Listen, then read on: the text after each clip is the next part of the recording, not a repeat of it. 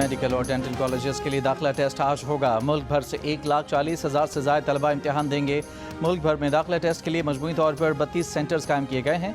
Test में कामयाब 22,000 तलबा को MBBS और BDS में दाखिला मिल सकेगा। कराची में डाउ और NDD यूनिवर्सिटी में इम्तिहानी मराकज़ कायम किए गए हैं। सोशल मीडिया पर MD कैट का पर्चा लीक होने का मामला। हुक्काम के मुताबिक सोशल मीडिया पर गर्दिश करने वाला पर्चा जाली है।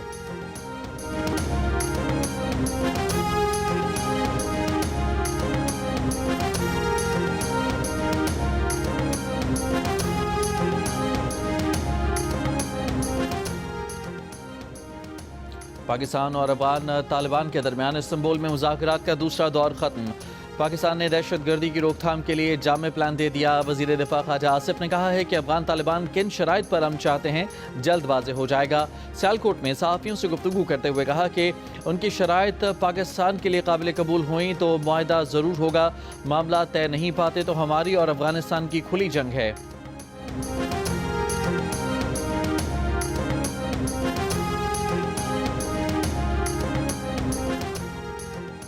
फील्ड मार्शल आसिम मुनीर की काहिरा में मिस्र के सदर अब्दुल फताह अल सीसी से मुलाकात।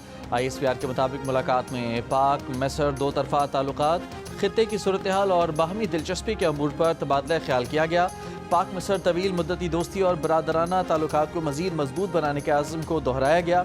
बाहमी स्ट्रेटेजिक मफादात पर मबनी करीबी राब्तों और अवामी सतह पर ताल्लुकात के फ़रोग़ की अहमियत पर जोर दिया गया। समाजी और माशी ताउन, टेक्नोलॉजी और सिक्योरिटी के शोबों में दो तरफा इश्तराकी अमल को बढ़ाया जाएगा। तो मौजूदा सूरत हाल के पेश नज़र यही फैसला हुआ है कि पाकिस्तान पीपल्स पार्टी आज़ाद कश्मीर में अपनी गवर्नमेंट बनाने जा रही है। फैसला ये हुआ कि हमने नई हुकूमत बनानी है। ये बताइएगा कि कोई वज़ीर आज़म के लिए कोई ऐलान किया मैकेनिज्म क्या होगा, नई जो आपकी हुकूमत साजी होगी, एतमाद होगा, क्या होगा? ये मंडे को या ट्यूसडे को चेयरमैन साहब खुद ऐलान करेंगे इसका। फैसला हो गया, पीपल्स पार्टी आज़ाद कश्मीर में अपनी हुकूमत बनाएगी। सदर पाकिस्तान आसिफ जरदारी ने आज़ाद कश्मीर में तहरीक अदम एतमाद लाने की मंजूरी दे दी। ऐवान सदर में होने वाले इजलास में पीपल्स पार्टी ने आज़ाद कश्मीर में इन हाउस तब्दीली का फैसला बरकरार रखा। बिलावल भुट्टो जरदारी पीर या मंगल के रोज़ हुकूमत साजी का बाकायदा ऐलान करेंगे। पार्टी रहनुमाओं का आज़ाद कश्मीर में पीपल्स पार्टी की हुकूमत बनाने का ऐलान। कहा, वज़ीर आज़म कौन बनेगा फैसला पार्टी क़यादत करेगी।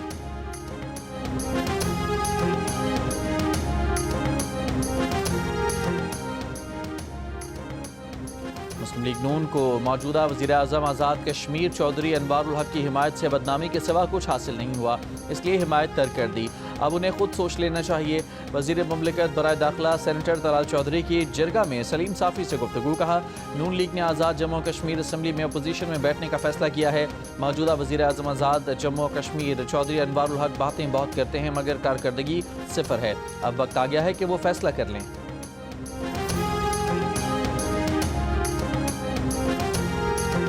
Balochistan is the largest province of Pakistan. Allah Almighty has blessed the province with infinite natural resources. But unfortunately, as I speak, those great natural resources of our wealth are still hidden and buried under tons of mud and mountains. And unfortunately, what has happened in the last few years, rather spanning over more than a decade, is something a matter of self-introspection. Balochistan में दहशतगर्दी दोबारा sir उठा रही है। इसकी वजूहात पर सोचने की ज़रूरत है। गुज़श्ता दहाइयों में बलूचिस्तान के साथ जो कुछ हुआ इस पर खुद अपना एहतसाब करना चाहिए।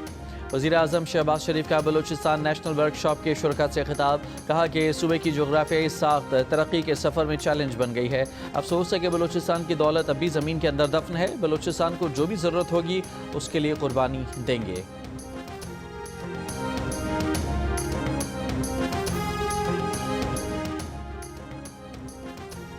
پاک بحریہ کے سربراہ ایڈمرل نوید اشرف نے کہا ہے کہ ہم جانتے ہیں کہ سر کریک سے جیوانی تک اپنی خود مختاری اور سمندری سرحدوں کے ایک ایک انچ کا دفاع کیسے کرنا ہے۔ ایڈمرل نوید اشرف کا کریک سے ایریا میں اگلے مورچوں کا دورہ، آپریشنل تیاریوں اور جنگی استعداد کا جائزہ لیا۔ آئی ایس پی آر کے مطابق اس موقع پر پاک میرینز میں جدید ترین ہوور کرافٹس کے 3 یونٹس کو بھی شامل کیا گیا جو خشکی اور سمندر دونوں پر بیک وقت کارروائی کرنے کی منفرد صلاحیت رکھتے ہیں۔ نیول چیف نے کہا کہ سمندری راستوں اور میری ٹائم سیکیورٹی کا تحفظ صرف عسکری ضرورت نہیں، یہ ملک کی خود مختاری، اقتصادی خوشحالی اور استحکام کا بنیادی ستون ہے۔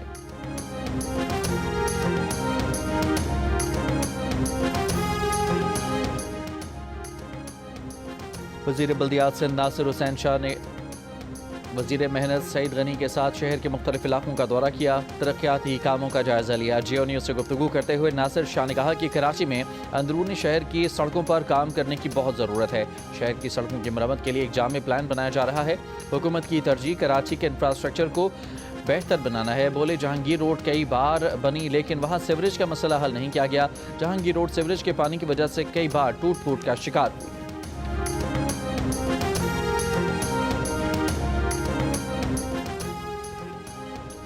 وزیر اعلیٰ پنجاب مریم نواز نے پنجاب کی ایئر لائن ایئر پنجاب کو جلد از جلد فعال کرنے کا حکم دے دیا۔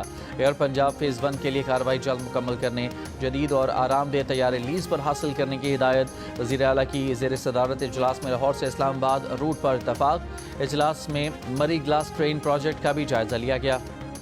اڈانی گروپ کو بھارتی حکومت کی مبینہ مالی معاونت کا انکشاف۔ امریکی اخبار واشنگٹن پوسٹ کے مطابق ایک تحقیقاتی رپورٹ سے یہ بات سامنے آئی ہے کہ مودی حکومت نے ارب پتی صنعت کار گوتم اڈانی کی مالی مشکلات کم کرنے کے لیے سرکاری انشورنس کارپوریشن کے ذریعے 3 ارب 90 کروڑ ڈالر کی رقم ان کی کمپنیوں کو منتقل کی۔ سرکاری اہلکاروں نے اس منصوبے کی براہ راست نگرانی کی جس کے تحت اڈانی گروپ کو سرمایہ فراہم کیا گیا۔ بھارت کے دوسرے امیر ترین شخص گوتم اڈانی پر گزشتہ سال امریکی حکام نے رشوت اور فراڈ کے الزامات عائد کیے تھے، جس کے بعد مغربی بینکوں نے انہیں قرض دینے سے انکار کیا تھا۔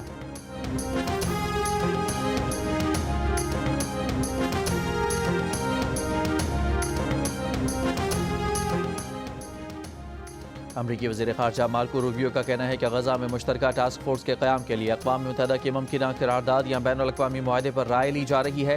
کئی ممالک نے مالی یا فوجی دونوں طریقوں سے حصہ لینے کے لیے کہا ہے، تاہم کئی ممالک کو اپنے ملکی قوانین کی وجہ سے اقوام متحدہ کی قرارداد یا بین الاقوامی معاہدے کی ضرورت ہوگی۔ دوسری جانب اسرائیلی فوج کے غزہ میں امن معاہدے کی خلاف ورزیاں جاری ہیں۔ اسرائیلی فوج کا وسطی غزہ میں فضائی حملہ، 1 فلسطینی زخمی۔ اسرائیلی فوج نے دعویٰ کیا ہے کہ حملے میں فلسطینی اسلامی جہاد کے رکن کو نشانہ بنایا گیا۔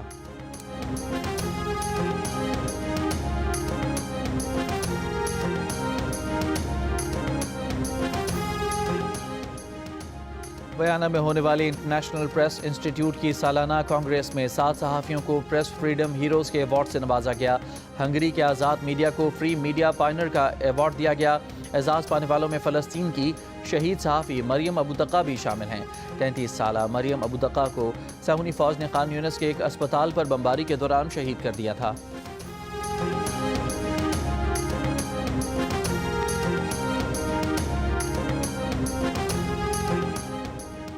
آئرلینڈ میں بائیں بازو کی آزاد رہنما کیتھرین کنولی صدر منتخب۔ کیتھرین کنولی 63% ووٹ لے کر صدر منتخب ہوئیں۔ وزیر اعظم شہباز شریف کا پاکستان اور جنوبی افریقہ کی کرکٹ ٹیموں کے اعزاز میں شائیہ کھلاڑیوں سے ملاقات کی۔ جنوبی افریقہ کرکٹ ٹیم کو پاکستان میں خوش آمدید کہا۔ وزیر اعظم نے کہا کہ کرکٹ صرف کھیل نہیں بلکہ مختلف ممالک کو آپس میں جوڑنے کا ذریعہ بھی ہے۔